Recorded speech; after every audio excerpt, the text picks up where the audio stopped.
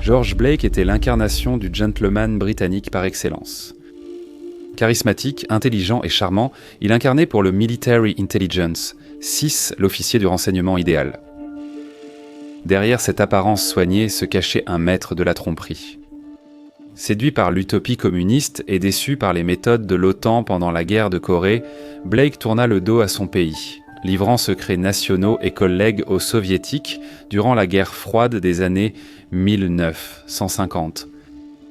Contrairement à beaucoup de ceux qui l'avaient trahi, Blake a continué à profiter d'une longue vie à Moscou, gracieuseté du Kremlin. Avec des décennies pour réfléchir à ses choix de vie, il n'a jamais éprouvé de regrets. Jusqu'à la fin, il est resté un espion satisfait, la conscience tranquille, convaincu que dans le monde de l'espionnage, personne n'est vraiment innocent. Voici l'histoire de George Blake, le plus grand traître britannique.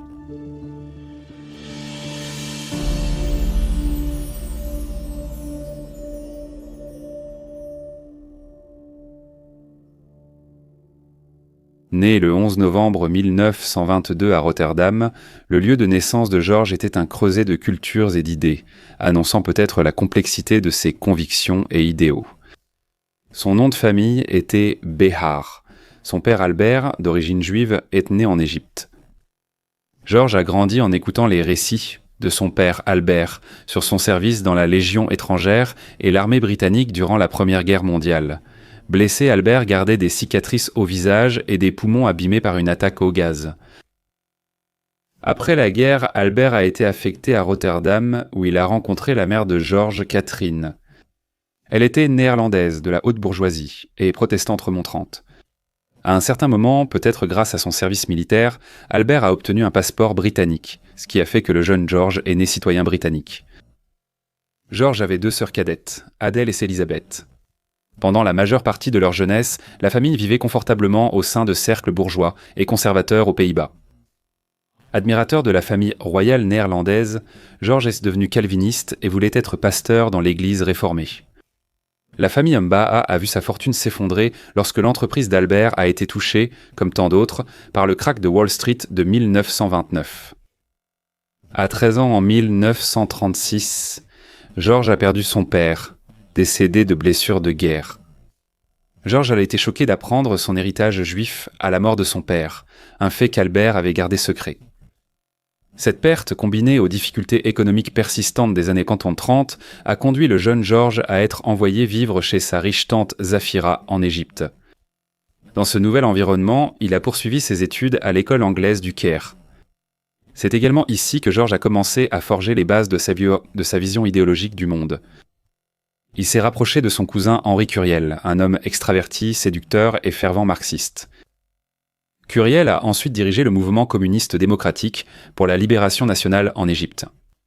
Henri a été arrêté, emprisonné plusieurs fois et assassiné par des extrémistes de droite à Paris. Leurs interactions étaient énormes profondes, George admettant en 1991 que l'influence de Curiel a joué un rôle déterminant dans la formation de ses convictions politiques.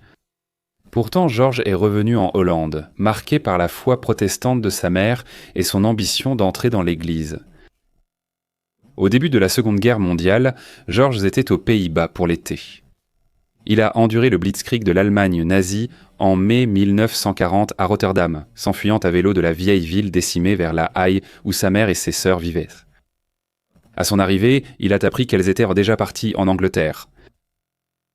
Face à l'invasion allemande en Europe de l'Ouest, George a refusé de partir et a rejoint la résistance néerlandaise comme coursier. Il était motivé par ses sentiments pro-britanniques, sa citoyenneté, ses origines à moitié juives et l'occupation brutale de sa patrie néerlandaise. Arrêté par les Allemands, il a été relâché grâce à sa jeunesse, n'ayant que 17 ans. Pendant près de 2 ans après cela, il a esquivé les patrouilles allemandes pour livrer des journaux clandestins et des renseignements sur les positions de l'armée allemande aux Alliés. Après avoir eu 18 ans, George a estimé qu'il pouvait apporter plus à l'effort de guerre que de simplement transmettre des messages à travers les Pays-Bas occupés. À l'époque, il vivait avec une famille à Zundert, au sud des Pays-Bas. Avec les 2 filles, il compte s'évader puis retrouver sa famille en Angleterre. Il devait d'abord franchir la frontière néerlandaise vers la Belgique.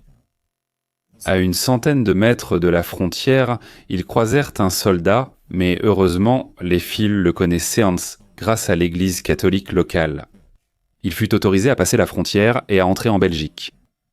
Il poursuivit son éprouvant périple à travers la France occupée jusqu'en Espagne. Là, il fut interné pendant 3 mois jusqu'à ce que le dictateur espagnol Franco choisisse de rétablir la neutralité de l'Espagne. Après sa libération, Georges alla jusqu'à Gibraltar puis arriva à Londres en janvier 1943. À son arrivée en Angleterre, il fut brièvement détenu pour une enquête de sécurité à la Royal Victoria Patriotic School de Wandsworth, au sud de Londres.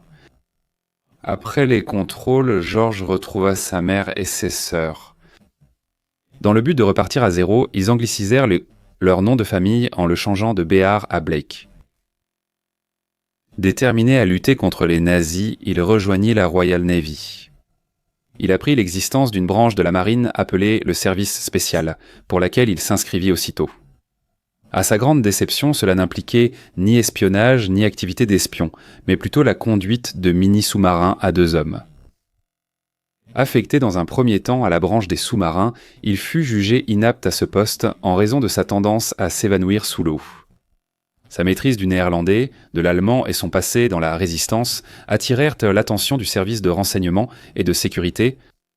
Peu de temps après, en 1944, un recruteur du service de renseignement et de sécurité engagea George Blake, lui donnant ainsi son premier aperçu des activités clandestines avec le Special Operations Executive. Il fut d'abord déçu de ne pas être envoyé aux Pays-Bas.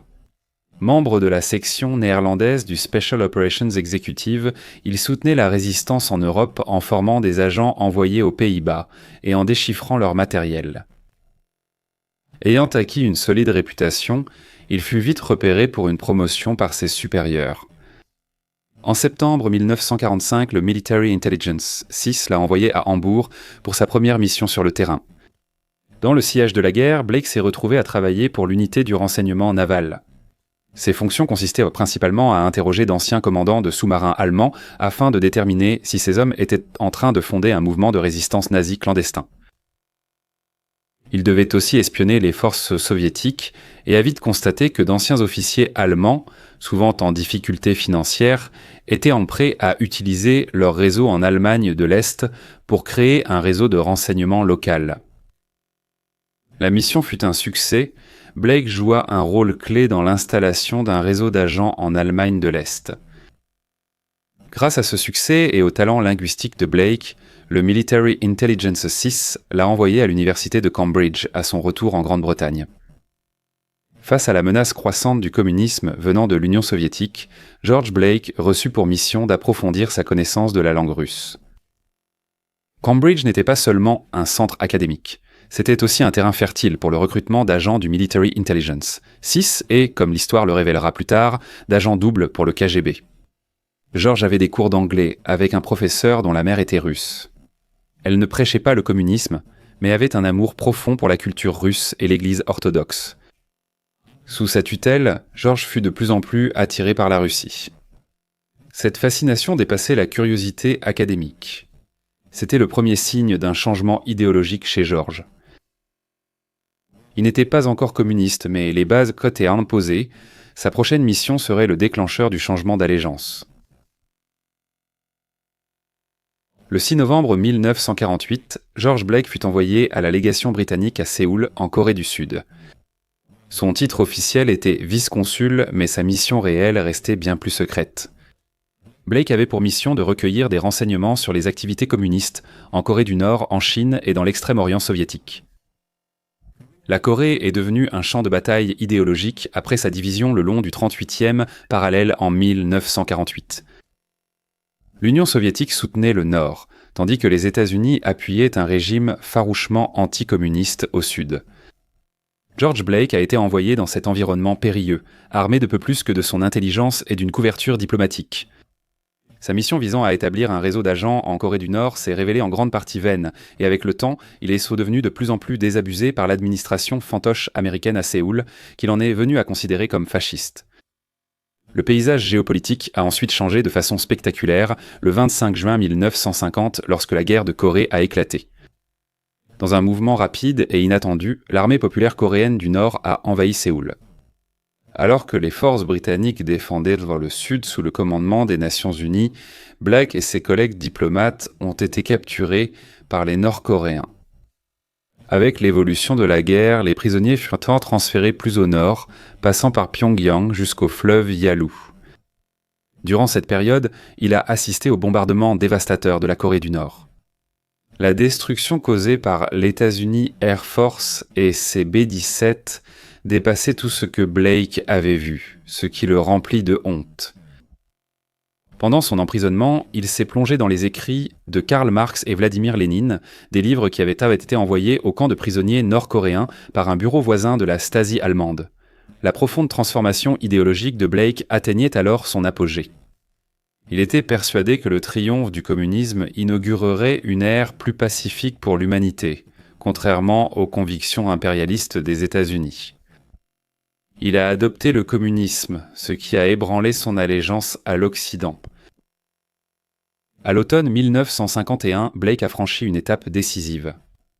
Il a remis à ses ravisseurs une note écrite en russe adressée à l'ambassade soviétique, indiquant qu'il avait des informations importantes à partager. Bien que Blake n'ait jamais révélé tous les détails de son recrutement au KGB, on sait qu'il a commencé à rencontrer un jeune officier du KGB nommé Nikolai Lohenko, qui avait été envoyé au camp pour recruter de futurs espions occidentaux parmi les prisonniers. Pour prouver sa bonne foi, Blake a dû écrire tout ce qu'il savait sur la structure du service de renseignement et de sécurité. Il s'exécuta aussitôt, et ses informations concordaient parfaitement avec celles déjà données au KGB par Kim Philby. Ainsi, George Blake était officiellement recruté comme agent double pour le KGB. Staline était mort le 5 mars 1953. La nomination de Nikita Khrouchtchev comme Premier ministre soviétique a commencé à apaiser les tensions Est-Ouest. Des mesures furent vite prises pour libérer Blake et ses compagnons via un échange de prisonniers. De retour en Angleterre le 22 avril 1953, Blake devait gravir les échelons du Military Intelligence 6 tout en jouant un dangereux double jeu. Pour le monde, il était un officier du renseignement britannique loyal et un ancien prisonnier de guerre héroïque. En réalité, il était le plus prometteur agent du KGB dans le renseignement britannique. George Blake, nom de code Diamide, était sur le point d'emprunter la voie de l'infamie. En septembre 1953, George Blake reprit son poste au service de renseignement et de sécurité affecté aux de Carlton Gardens. Il rencontra Gillian Allen, secrétaire du service de renseignement et de sécurité, et entama vite une relation avec elle. Bien qu'il soit amoureux, George hésitait à se marier, conscient que sa voie mènerait Gillian vers un avenir sombre et compliqué. Néanmoins, Gillian persista avec George, si bien qu'ils se marièrent en septembre 1954. Le couple eut ensuite 3 enfants ensemble, tous des garçons nommés Anthony, James et Patrick. Moins d'un mois après son retour en Angleterre, Blake rencontra l'agent du KGB Sergueï Kondrachev. Jeune officier du renseignement en pleine ascension, il fut envoyé par le KGB pour gérer la taupe de Moscou au Military Intelligence 6. Kondrachev, récemment recruté par la direction du renseignement extérieur du KGB, n'apparaissait pas encore dans le dossier du Military Intelligence 5 sur les espions soviétiques. Lors de leur première rencontre, l'espion et son agent traitant ont fait connaissance et discuté de la logistique, notamment du besoin de Blake d'un appareil photo pour des documents classifiés. Kondrachev fournit rapidement l'équipement et Blake transmit au KGB un trésor de documents top secret du Military Intelligence 6. Blake fut plus tard connu sous le nom d'espion de l'heure du déjeuner, profitant de l'absence de ses collègues partis déjeuner pour photographier des documents classifiés. Il était méticuleux, utilisant un appareil photominox pour prendre environ 200 photos par mois de documents accessibles dans son travail, évitant ainsi tout soupçon. Blake a dévoilé des informations sur l'espionnage occidental et les services de renseignement. Il a compromis plusieurs opérations et obligé une refonte totale des procédures du renseignement britannique après sa trahison. Une fois à l'abri sous de fausses identités, les agents ont été démasqués par Blake, entraînant des carrières brisées, des arrestations et souvent des exécutions derrière le rideau de fer. En avril 1955, George Blake reçoit une nouvelle affectation à Berlin, véritable ligne de front idéologique de la guerre froide.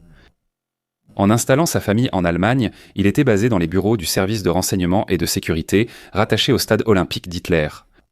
Ironiquement, il devait recruter des agents doubles soviétiques. En poste à Berlin, Blake a probablement commis sa plus grande trahison en révélant l'opération Gold, une surveillance conjointe américano-britannique. Les Alliés ont construit le tunnel de Berlin pour intercepter les communications soviétiques en Allemagne lors d'une initiative top secrète. Cette entreprise conjointe de la CIA et du Military Intelligence, SIS, visait à intercepter la transition des soviétiques non de la radio aux communications filaires. Les soviétiques avaient transféré leurs communications sécurisées sous terre à Berlin et les Alliés tentaient d'intercepter ces lignes pour obtenir un aperçu des intentions soviétiques en Europe. La construction du tunnel fut un défi d'ingénierie, surtout à cause de sa longueur de 1476 pieds, dépassant la hauteur de l'Empire State Building. L'opération, ambitieuse et coûteuse, a coûté plus de 6,5 millions. La façon dont Blake a réussi à compromettre l'opération était en réalité assez simple. Il se trouvait être le secrétaire lors de la réunion où l'opération a été initialement planifiée, et il a fait une copie supplémentaire du compte-rendu ainsi qu'un croquis du tunnel, qu'il a immédiatement remis à Kondrachev. L'opération d'espionnage de l'Ouest a été compromise dès le début. Le KGB était toutefois confronté à un dilemme. Mettre fin à l'opération Gold trop tôt aurait risqué de compromettre l'un de leurs agents doubles les plus précieux. La connaissance de l'opération était limitée à seulement quelques dirigeants triés sur le volet du KGB, et pour l'instant, ils choisirent de ne rien faire. Visiblement, pour le KGB, George Blake avait plus de valeur comme agent infiltré que les pertes causées par l'espionnage occidental. Le KGB choisit d'attendre jusqu'en avril 1956, lorsque le tunnel fut découvert lors d'un événement mis en scène pour la presse. Cela a servi de précieuse propagande pour les soviétiques, qui ont dénoncé les actions américaines et britanniques comme contraires au droit international et dignes de gangsters. Nonobstant la fermeture du tunnel de Berlin après seulement 11 mois, les centres de traitement à Londres et à Washington ont continué à transcrire les centaines de milliers de communications interceptées jusqu'en septembre 1958. Blake a réussi à éviter tout soupçon après la découverte fortuite des soviétiques et pendant les 4 années suivantes, il a continué à divulguer systématiquement chaque secret important dont il avait connaissance. Le succès de Blake comme agent double à Berlin fut tel que des dossiers du KGB, exfiltrés de Russie, affirmaient qu'il avait neutralisé le renseignement occidental en Allemagne de l'Est. Dès que le Military Intelligence 6 recrutait des agents, Blake les compromettait et le KGB les arrêtait, puis ils étaient emprisonnés ou exécutés. Mais tous les bons jeux d'espions doivent en finir un jour, et comme c'est souvent le cas, la chute de Blake viendrait finalement d'une trahison venant de l'intérieur. Début. 1958, l'envoyé américain à Berne, Suisse, reçut une lettre déconcertante. À l'intérieur se trouvait une note scellée, destinée au directeur du FBI, J. Edgar Hoover. Rédigée en allemand, la lettre portait la signature Heckenschütze, ce qui signifie « tireur d'élite ». Au lieu d'atteindre Hoover, le message est parvenu à la CIA. Au fil des semaines qui devinrent des mois, l'informateur anonyme commença à révéler des secrets soviétiques aux responsables américains. La théorie principale était que cet informateur secret était un haut responsable du renseignement polonais lié au KGB. Malgré la méfiance envers ces informateurs, suspectés d'être des agents soviétiques, il apparut vite que les renseignements de Sniper étaient authentiques. On a appris plus tard qu'il s'agissait de Mischa Golonewski, alors chef adjoint du contre-espionnage militaire polonais, lors de son premier contact avec les États-Unis. Parmi ces révélations stupéfiantes figurait la possibilité très réelle qu'une taupe opérait au sein du Military Intelligence Tikran. L'agent Sniper avait fourni à la CIA une liste de 7 espions soviétiques opérant aux États-Unis, en Grande-Bretagne et en Israël, ainsi qu'une liste de 26 responsables polonais ciblés pour un possible recrutement en tant qu'agent. La CIA a conclu que le KGB avait obtenu ces listes via une taupe dans les services secrets britanniques. Le Military Intelligence s'y niait, assurant que le KGB avait probablement obtenu le document après le vol d'un coffre-fort dans un de ses bureaux à Bruxelles. Malgré ce démenti, le Military Intelligence 6 a lancé une enquête sur 10 hommes ayant eu accès aux documents, y compris Blake. Les 10 hommes ont tous été innocentés. Le Military Intelligence, 6 a dû admettre qu'ils avaient probablement une taupe, mais ils n'avaient aucune idée de son identité. Au moment où Blake a quitté son poste à Berlin et est retourné à Londres en mai 1959, il était très probablement encore sous suspicion. Cependant, il a continué à transmettre des renseignements essentiels à son agent du KGB l'année suivante. En septembre 1960, le Military Intelligence 6 a discrètement retiré Blake du service actif, l'envoyant au centre du Moyen-Orient à Beyrouth sous prétexte d'apprendre l'arabe.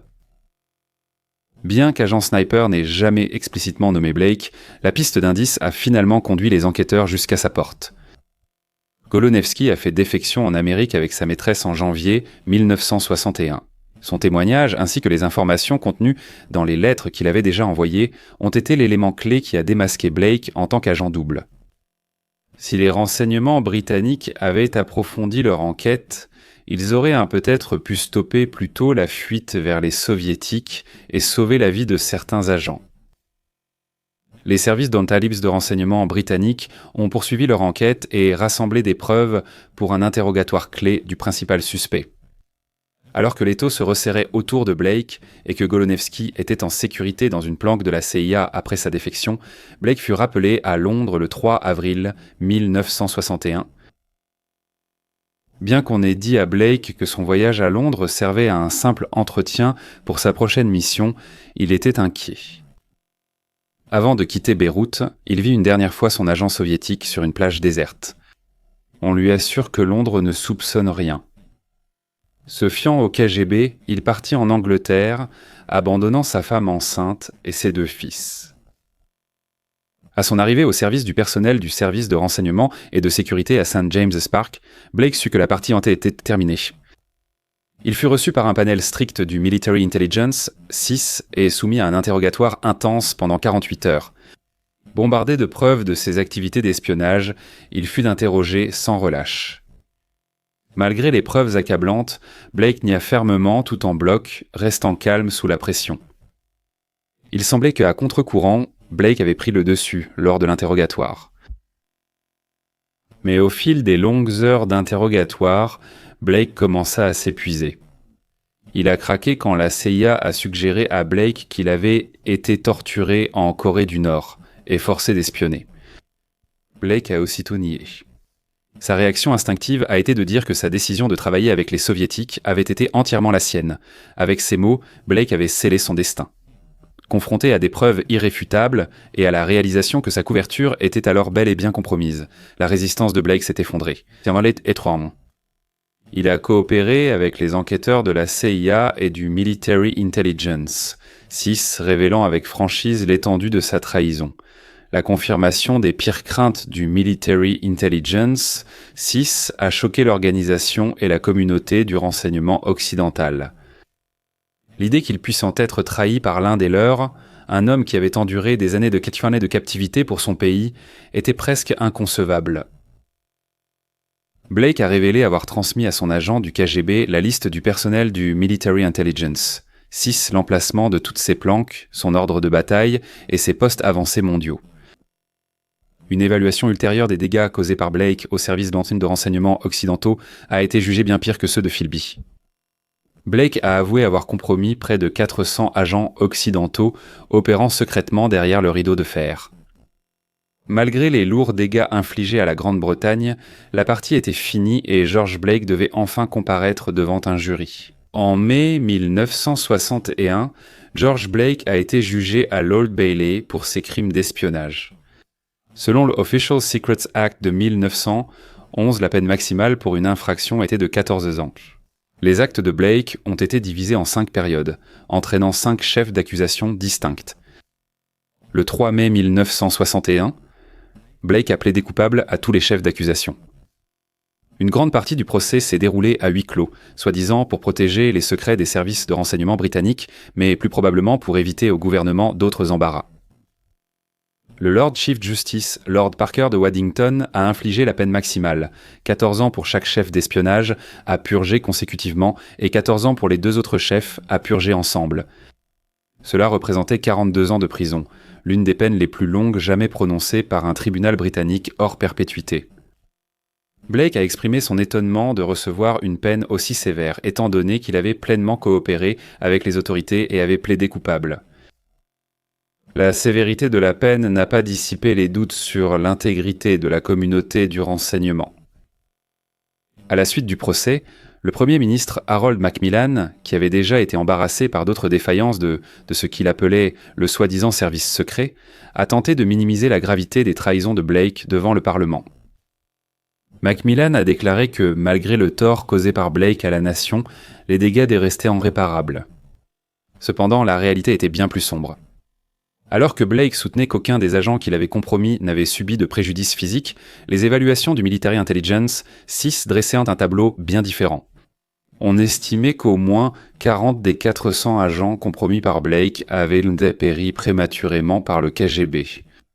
La CIA a reconnu que l'affaire Blake constituait une grave violation des efforts de renseignement alliés contre les soviétiques. Les effets du procès ont persisté longtemps après. Les efforts de Macmillan pour minimiser les dégâts ont suscité le scepticisme, et la découverte d'autres espions et scandales a encore affaibli la confiance du public. L'affaire Blake et d'autres échecs des renseignements contribuèrent à la démission de Macmillan en 1963.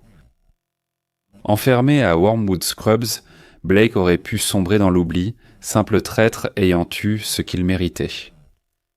Après avoir appris la trahison de son mari, Gillian resta mariée et lui rendit visite en prison. En 1966, lors d'une visite, Gillian annonça à George qu'elle avait rencontré un autre homme et voulait divorcer. Purgeant en réalité ce qui équivalait à une peine de prison à vie et voyant sa famille se désintégrer, George Blake n'avait plus rien à perdre, mais il n'avait pas encore fini de faire la une des journaux. Wormwood Scrubs, une prison de l'époque victorienne avec ses imposants murs de briques et ses tours de guet, avait été conçue pour être inattaquable. Mais pour George Blake, elle devint le théâtre de l'une des évasions les plus célèbres de l'histoire britannique. En 1961, Blake entra dans cette forteresse, un lieu dont même le nom inspirait de la compassion pour ses détenus. Blake n'était pas isolé intérieurement. Il s'est lié à Sean Bork, figure irlandaise anti-establishment, et à deux détenus, Pat Pottle et Michael Randall. Sean Bork purgeait une peine de 7 ans pour avoir envoyé une bombe dans une boîte à biscuits à un policier. La bombe a explosé, mais les policiers ont survécu. Pottle et Randall, militants antinucléaires, purgeaient de courtes peines pour des infractions non violentes liées à leurs actions pour la paix. Les hommes se mirent rapidement à discuter. Et il ne fallut pas longtemps avant qu'ils ne commencent à élaborer les prémices d'un plan pour faire évader Blake de la prison après la libération des autres. Après avoir purgé leur peine, les trois hommes agirent à l'extérieur. Bork fit passer en contrebande une radio bidirectionnelle qui servit à communiquer avec Blake et à coordonner l'évasion. Pottle et Randall ont aidé à organiser l'évasion en récoltant des fonds pour acheter un véhicule de fuite et louer un appartement à Londres où Blake se cacherait des autorités une fois son évasion réussie. Finalement, la date de l'évasion fut fixée au soir du 22 octobre 1966. Après 5 ans sur 42, George Blake tenta de s'évader pour retrouver sa liberté. Le plan était simple. Blake devait s'éclipser pendant que les autres détenus et les gardiens étaient absorbés par la projection d'un film, puis escalader le mur de la prison avec l'aide de Bork, qui devait lancer une échelle de corde par-dessus. Ce soir pluvieux-là, Blake, abrité par des couvertures sur la rampe d'escalier, parvint à se glisser par un espace entre les barreaux d'une fenêtre brisée par un autre détenu. Il franchit prudemment les tuiles glissantes du toit et atteignit le bord. Il attrapa la gouttière avec agilité, descendit et se plaqua contre le bâtiment de la prison. Sous la lumière tamisée de la cour de la prison, après une éternité, il vit enfin l'échelle passer par-dessus le mur. Elle semblait très fine et fragile, mais dès que je l'ai vue, j'ai su que plus rien ne m'arrêterait, racontera plus tard Blake. Blake a escaladé le mur, bien qu'il se soit fracturé le poignet, et ait brièvement perdu connaissance en sautant de l'échelle au sol. Bork a fait monter Blake dans la voiture de fuite, et le duo s'est ensuite enfui à toute vitesse dans la nuit. Cependant, leur fuite a rencontré des obstacles. Dans leur précipitation à fuir les lieux, Bork est entré en collision avec un autre véhicule qui s'était arrêté pour laisser passer des piétons. Malgré les regards étonnés, ils ont poursuivi leur route et atteint leur cachette en minutes. L'absence de Blake à Wormwood Scrubs a lancé l'une des plus grandes chasses à l'homme de l'histoire britannique. La police a fouillé aéroports et ambassades. De fausses rumeurs disaient avant que Blake quitterait le pays caché dans un étui de harpe de l'orchestre d'État tchécoslovaque. Après l'évasion audacieuse de Blake, des signalements de sa présence ont émergé partout dans le monde. Suite à un tuyau, les autorités australiennes ont encerclé un avion qui a atterri à Sydney, inspectant les passagers à la recherche du moindre déguisement, mais Blake n'a pas été retrouvé. Pendant ce temps, Blake restait caché à Londres, changeant régulièrement de planque. Blake et Bourke envisageaient divers moyens pour le faire entrer en Russie, comme teindre sa peau en brun pour le déguiser ou le faire passer par-dessus le mur de l'ambassade soviétique à Londres. Après de longues discussions, Blake et Bourke décidèrent de le faire sortir clandestinement dans une cachette d'un camping-car. Dans la nuit du 17 décembre 1966, avec George Blake dissimulé dans la cachette secrète, Michael Randall, sa femme Anne et leurs enfants prirent la route, cherchant à franchir les frontières sous prétexte de partir en vacances en Europe continentale. En route vers Douvres pour prendre le ferry de la Manche, ils furent alarmés par George Blake qui faisait du bruit en cognant depuis sa cachette. Il avait une bouillotte avec lui, mais dans l'espace confiné, l'odeur âcre du caoutchouc chaud le faisait vomir de nausée. Après avoir jeté la bouillotte, ils prirent le ferry juste avant son départ à minuit. Le véhicule fut autorisé à monter à bord sans inspection. Après avoir traversé, Randall et sa femme ont conduit sans interruption à travers la Belgique et jusqu'en Allemagne de l'Ouest, ne s'arrêtant qu'à la frontière est-allemande d'Helmstedt-Marienborn. Près de Berlin, Blake fut laissé dans une zone boisée près d'un poste de contrôle est-allemand. Un officier de l'armée, étonné que Blake se dise anglais, a averti le KGB. Le responsable de Blake arriva vite et l'emmena pour un débriefing. George Blake a réussi son pari pour la liberté. Il avait réussi à échapper aux dizaines de policiers britanniques qui le recherchaient et se retrouva bientôt à bord d'un avion à destination de Moscou. Cette évasion fut une source majeure d'embarras pour Roy Jenkins, le ministre de l'Intérieur britannique à l'esprit libéral.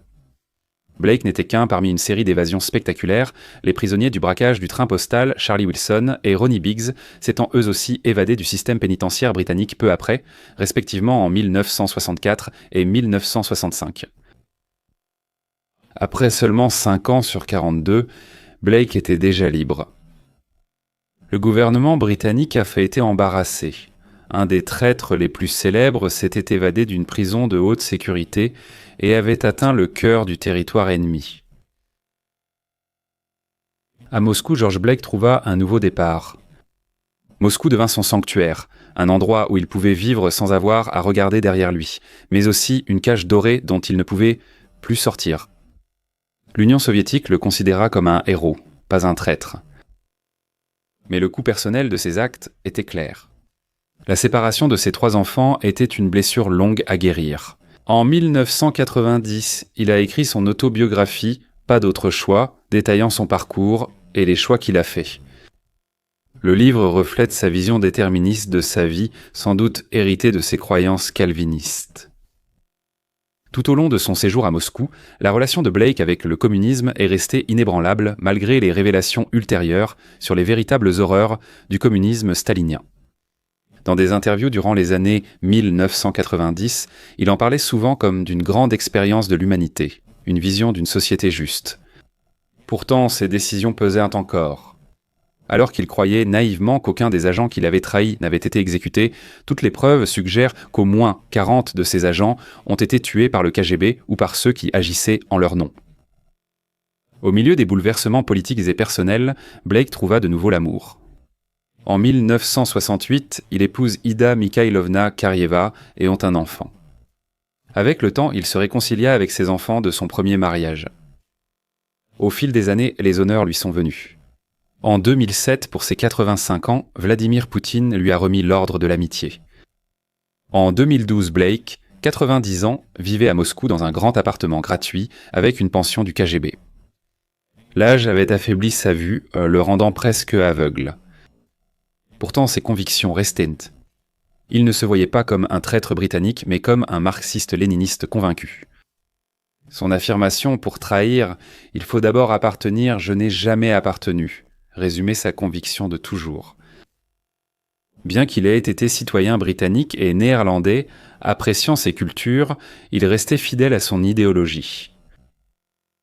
Lors d'une conférence de presse à Moscou en 1992, George Blake déclara « Ceux qui ont été trahis n'étaient pas innocents. Ils n'étaient ni meilleurs ni pires. Tout cela relève du renseignement. Si l'homme qui m'a dénoncé venait aujourd'hui, je l'inviterais à prendre le thé. » Schandburg a rejoint Blake à Moscou et y a vécu 18 mois. La vie en Russie ne lui convenait pas, il est donc rentré en Irlande. Malgré les demandes du Royaume-Uni, l'Irlande a refusé d'extrader Burke, invoquant l'exception d'infractions politiques liées à l'évasion de Blake. Pat Pottle et Michael Randall ont été poursuivis en 1991 pour avoir aidé Blake à s'évader de prison. Eux aussi ont été jugés à l'Old Bailey, faisant valoir comme défense que leurs actions étaient immoralement justifiées. Leur motivation pour aider Blake était la peine de prison inhumaine qui lui avait été infligée et le mauvais traitement qu'il avait reçu de la part du système judiciaire britannique. Malgré l'ordre du juge de condamner, le jury a ignoré et acquitté unanimement les deux hommes. Le dernier chapitre de la vie de George Blake s'est achevé le 26 décembre 2020. À l'âge de 98 ans, l'ancien agent du Military Intelligence, SIS et espion soviétique est décédé à Moscou. Sa mort a clos une vie de près d'un siècle, pleine de rebondissements dignes des meilleurs romans d'espionnage. Le service russe de renseignement extérieur a qualifié Blake de professionnel brillant, courageux et déterminé. Le président Vladimir Poutine a exprimé ses profondes condoléances, déclarant que Blake avait apporté une contribution précieuse à l'assurance de la parité stratégique pendant la guerre froide et au maintien de la paix sur la planète. En revanche, en Occident, la réaction du gouvernement britannique a été plus discrète. La mort de Blake relance le débat sur son héritage. Pour certains, il était un traître qui avait causé un tort incommensurable à son pays et au monde libre. Pour d'autres, c'était un homme fidèle à ses convictions, même quand elles l'ont conduit sur une voie dangereuse. George Blake a été enterré au cimetière Troïekourovskoïe à Moscou, sa ville depuis plus de 50 ans. La cérémonie s'est tenue avec la famille, des amis et d'ex-collègues du KGB. Alors que le vent froid de l'hiver balayait le cimetière, on ressentait la fin d'une époque. Peu importe votre opinion sur George Blake et ses choix, il a joué au jeu de l'espion et l'a remporté.